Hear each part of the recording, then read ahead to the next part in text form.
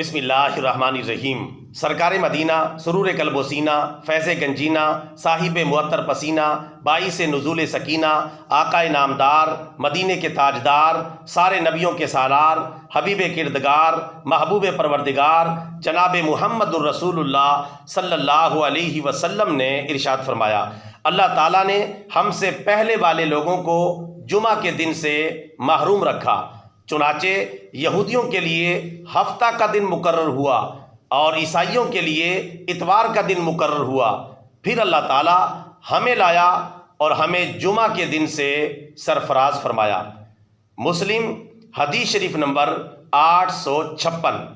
برادران اسلام، پیارے نبی صلی اللہ علیہ وسلم کا فرمان عالی شان آپ نے سماعت کر لیا کہ اللہ تعالیٰ نے سابقہ لوگوں کو، سابقہ امتوں کو اور ہم سے پہلے والے افراد کو جمعہ کے دن کی فضیلت سے محروم رکھا اور جمعے کے دن کو امت مسلمہ کے لیے بچا کر رکھا۔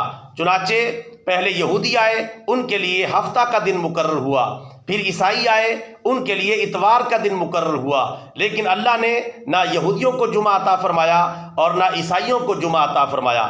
پھر امت مسلمہ آئی اور ہمارے پیارے نبی صلی اللہ علیہ وسلم کی تشریف آوری ہوئی تو اللہ تعالیٰ نے ہمارے پیارے نبی صلی اللہ علیہ وسلم کو اور آپ کی امت کو جمعے کے دن سے سرفراز فرمایا۔